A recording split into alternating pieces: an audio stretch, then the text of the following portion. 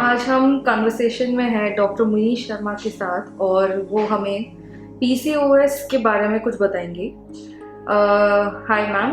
Hello. तो ma'am PCOS क्या है?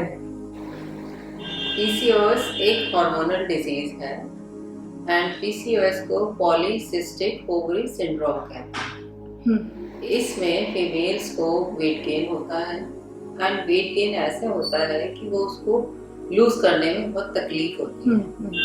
हेयर फॉल होता है, इरेगुलर पीरियड्स होते हैं, कई बार स्किन पे उसके पिंपल्स या एक्ने हो जाते हैं जो नॉर्मल एक्ने से डिफरेंट होते हैं, जो काफ़ी पेनफुल होते हैं और जब वो ठीक होते हैं, ठीक होते वक्त कुछ निशान छोड़कर जाते हैं। So this is the general description of polycystic ovary syndrome.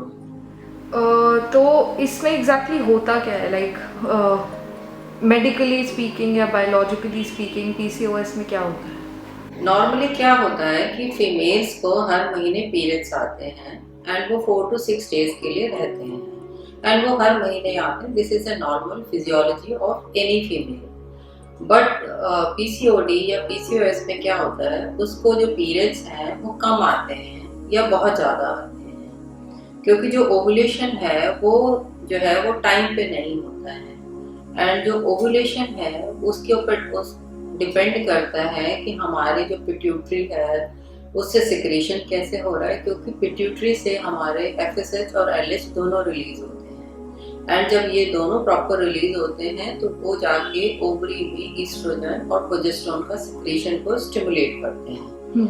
But होता क्या है कि जब आपका वेट गेन ज़्यादा है या आप बहुत ज़्यादा टेंशन में हैं या आप ढंग से खाना नहीं खाते हैं या खाना खाते हैं उसमें जो है जो क्वालिटी फूड है या हेल्दी फूड है नहीं है, तो उस वजह से क्या होता है कि जो आपके हार्मोन है वो डिसबैलेंस होने शुरू हो जाते हैं एंड ये इसकी शुरुआत जो है वो ऐसे होता है कि कभी पीरियड्स कम होंगे कभी ज़्यादा होंगे और ज़रूरी नहीं है कि सारी फीमेल्स में सेम सिम्टम्स आए। किसी में हेयर फॉल ज़्यादा होता है, किसी में स्किन की पिगमेंटेशन ज़्यादा होती है, किसी में वो एक्ने लेकर आता है एंड किसी में उसका जो है वेट ज़्यादा हो रहा है, किसी में उसको पीरियड्स कम आ रहे हैं, किसी में उसको पीरियड्स बहुत ज़्यादा आ रहे हैं। It all depends from female to female. तो और उसके अकॉर्डिंग जो है हम आगे उनके टेस्ट या उसका जो है एग्जामिनेशन करते हैं। ओके। तो अगर मेरे सिम्टम्स माइल्ड हो, जैसे मुझे ज़्यादा पीरियड्स में प्रॉब्लम नहीं है, तो इज़ इट नेसेसरी कि मैं पीसीओएस का टेस्ट करवाऊँ या I should get that checked?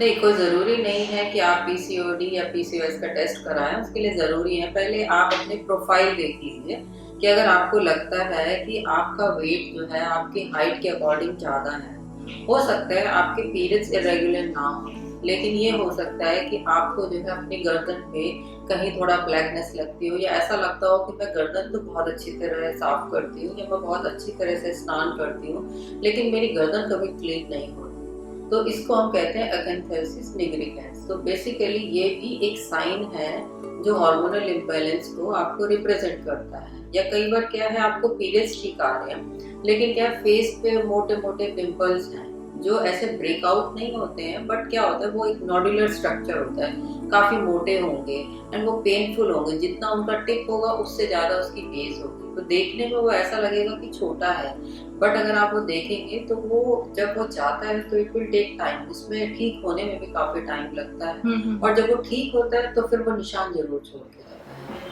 Okay.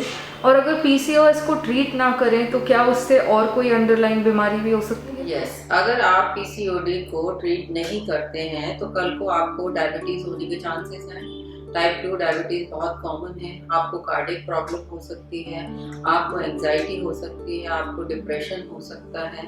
इस तरह से वो आपके हर एक सिस्टम को कुछ कुछ थोड़ा अफेक्ट करेगी। सपोज आपकी शादी होती है तो कल को जो है आपको कंसीव होने में प्रॉब्लम हो सकती है, आपके मूड स्विंग्स बढ़ सकते हैं। इस तरह पीसीओडी के बहुत सारे प्रॉब्लम्स आते हैं। ओके।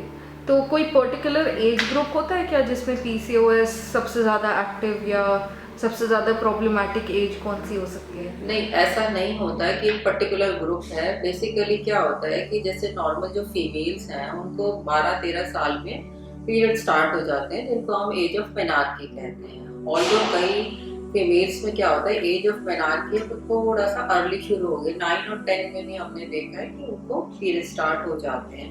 एंड जनरली 40-45 तक होते हैं, या किसी किसी में 50 या 55 तक भी चलते हैं।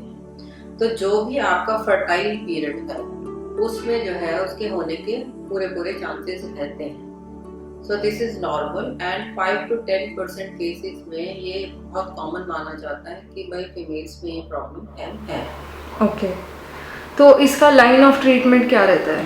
लाइन ऑफ ट्रीटमेंट जैसे आप हर एक पैथी का अपना अलग है। अगर आप होम्योपैथिक में लेंगे डिफरेंट है, आप एलोपैथी में लेंगे उनका डिफरेंट है, और यदि आयुर्वेद में जाएंगे तो हमारा अपना एक डिफरेंट स्टाइल होता है। कोई भी पेशेंट आता है तो हम उसकी, क्योंकि Ayurveda is based on tridosha theory, vata pitta and कफ। कोई भी फीमेल हमारे पास आती है तो हम उसके दोष को एग्जामिन करते हैं, कौन सा दोष बढ़ा हुआ है, वात है, पित्त है, कफ है, एंड उन बढ़े हुए दोषों के अकॉर्डिंग उसका जो है खाने पीने का, उसका लाइफस्टाइल जो है उसमें चेंजेस करते हैं, उसको योगा सजेस्ट करते हैं। अकॉर्डिंगली अगर जो है ये सब करते हुए भी नहीं इफेक्ट आ रहा है तो उसको pure Ayurvedic herbal medicine prescribe किया जाता है, जिसके थ्रू जो है उसको काफ़ी रिलीफ आता है।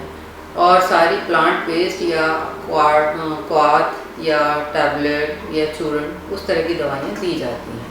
कुछ पर्टिकुलर दवाइयाँ जो कि प्रिस्क्राइब की जाती हैं इसमें आयुर्वेद में? अगर हम जनरली बिल्कुल जनरल बात करें तो हम इसमें शतावरी देते हैं, इसमें जो है आपको अश्वगंधा देते हैं, बला देते हैं, या बला का चूर्ण या बलारिष्ट, कुछ भी इस तरह का, ये कुछ दवाइयाँ हैं।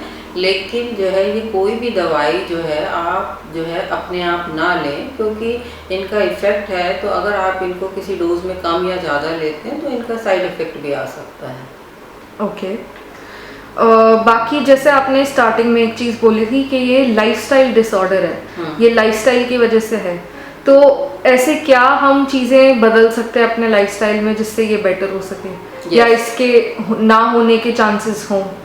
जैसे ये बहुत अच्छा क्वेश्चन पूछा है। जैसे जो नॉर्मल एज ग्रुप है, सपोज हमें लगता है कि हम जो है अपना ब्रेकफास्ट स्किप करते हैं, तो एक आप हैबिट बनाइए कि आपको ब्रेकफास्ट मिस नहीं करना है। इवन इफ अगर आप मॉर्निंग में आप उठते हैं and you don't feel like eating anything, still you have to eat something, like you can have a fruit in the day time. एंड उसके बाद जो है जो भी आपके 3 प्रॉपर मील हैं, ब्रेकफास्ट है, लंच है, डिनर है, और जो हमारा इंडियन ट्रेडिशन है, दाल चावल रोटी सब्जी सैलड, जो एक प्रॉपर एक प्लेट हम लगाते हैं, हमारी मदर लगाती है, वो खाना हमारे लिए सबसे बढ़िया खाना है। Instead of going to the junk food और going for the fast food, if you are taking your healthy home cooked fresh food, I think that is the best part of Ayurvedic treatment. Okay, और जैसे कई लोगों ने कई बार questions उठाए कि आपके मेंटल पीस और इमोशनल बैलेंस की भी इसमें ज़रूरत होती है। बिल्कुल सही, बिल्कुल तो सही। उसके लिए हम क्या कर सकते हैं? देखिए कई बार क्या होता है कि जैसे कई फीमेल्स आती हैं, उनका वेट बिल्कुल ठीक होता है, उनको पीरियड्स भी बिल्कुल ठीक मतलब पीरियड्स ठीक आ रहे हैं, बट क्या है उनके हेयर फॉल बहुत ज़्यादा है, या फिर अगर हम उनके प्रोफाइल कराते हैं तो उनको मूड स्विंग्स बहुत ज़्यादा होता है। तो उस केसेस में क्या करते हैं कि अगर उस केस में आप योगा करते हैं या मेडिटेशन के लिए जाते हैं या ब्रीदिंग एक्सरसाइज के लिए या प्राणायाम के लिए जाते हैं, तो आप जो है विदाउट मेडिसिन भी पीसीओडी या हार्मोनल इम्बैलेंस को बिल्कुल ठीक कर सकते हैं। सो इसलिए जो है इन केसेस में जहाँ पे भी आपके हार्मोनल इम्बैलेंस आपके स्ट्रेस की वजह से है या एंजाइटी की वजह से है, सपोज आपको वर्क की स्ट्रेस है, कॉलेज की स्ट्रेस है, ऑफिस की स्ट्रेस है, तो उस केस में आपका योगा और मेडिटेशन का बहुत मेजर रोल आता है। ओके, तो ये सच है कि फीमेल बॉडी बहुत कॉम्प्लिकेटेड होती है अपने आप में, but I hope all this can be very helpful to all our viewers, and thank you so much doctor Munish, आपने इतने अच्छे से हमें पीसीओडी पीसीओएस के बारे में समझाया, बिकॉज आज के टाइम में इसके बारे में अवेयरनेस होना सबके लिए बहुत ज़रूरी है। Thank you so much everybody. Thank you.